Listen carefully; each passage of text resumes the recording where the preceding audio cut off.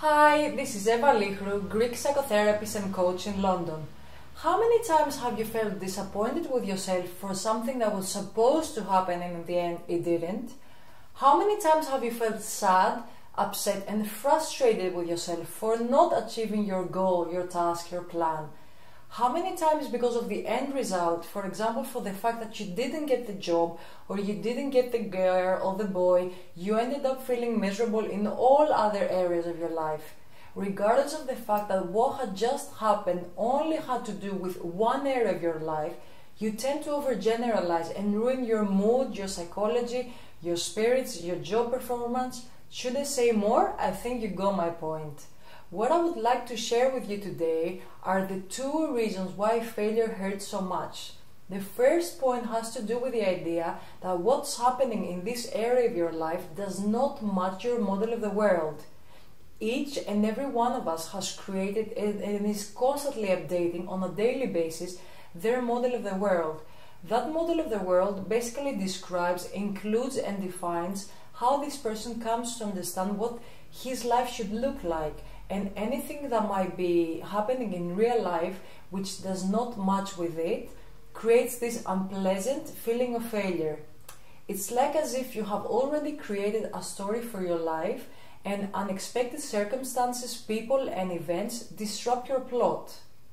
The second reason why failure hurts so much is because people believe with absolute certainty that they are powerless to change it. Failure occurs when you accept the limiting belief that you have no control over your life, an idea that was described by Dr. Martin Seligman as learned helplessness. According to Dr. Seligman, there are three categories of belief that cause a person to experience learned helplessness. Number one is the belief of permanence. For example, have you ever felt like your problems will never go away? Once you believe that a problem is permanent, you tighten a noose around the neck of happiness. Number two belief is pervasive, is the point that I made earlier on. For example, has one problem ever dominated your life so much that it feels like your life is the problem? You're suffering because you've spread the problem into every area of your life. Thirdly is the concept of personal. For example, have you ever made your problem yourself? It's easy to feel trapped when the problem is internalized. I know that you've heard before the idea that you are responsible for your actions and your life in general, and I guess the best way to tackle this feeling of failure or learned helplessness is to constantly try to change and become a better version of yourself in order to match your model of the world, but also to prove to yourself that you are the only one responsible for the direction of your life. But let me share with you the following story. I had a client who, despite the fact that she always had different aspirations in life, she found herself at some point struggling to keep 3 jobs at the same time. As a consequence, the quality of her life was very much affected, meaning her problem had become pervasive as her current situation had affected every area of her life.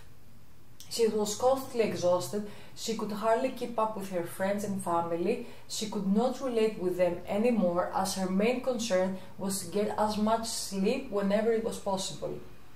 After a couple of months, where she had reached a threshold and she could no longer imagine herself living like this, point number one, which I talked earlier on, where her model of the world was very different from her actual everyday experiences, she decided to move abroad in an attempt to start anew by following her dreams.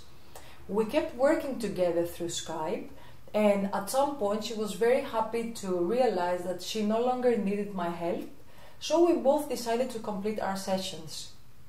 During our last session though, when I asked her to reflect on all her learning points, she shared with me the following quote: "I'm grateful for every single moment of my life, and I would not have been here today if it wasn't for all the decisions that I had made some while ago. What I have come to realize is that it's very important to fight for your dreams and always aim for more, but most importantly of all is the fact that it's not so important to get in the end what you want, but rather to discover the person you can become in order to achieve your goals. If it wasn't for your dreams, you would not have been able to discover the person you can become. And what I want to keep more than anything else is the person that I have become, not my good and bad moments. If it wasn't for them, I would not have been given the opportunity to discover who I truly am and what I'm capable of. Beautiful story, right? So next time you're facing a challenging situation, remind yourself to think which of the 2 points of failure, whether it's your model of the world and your reality that don't fit, the belief that you have no control over your life, or even both, that it's causing you all this hurt. But most importantly, take this opportunity as a stepping stone towards the discovery of the person that you can truly become because of that incident, no matter how difficult or painful it can be initially. Did you like my video? If so, please post a comment and tell me what you think, and feel free to ask any questions. I'll be answering questions and reviewing your comments personally.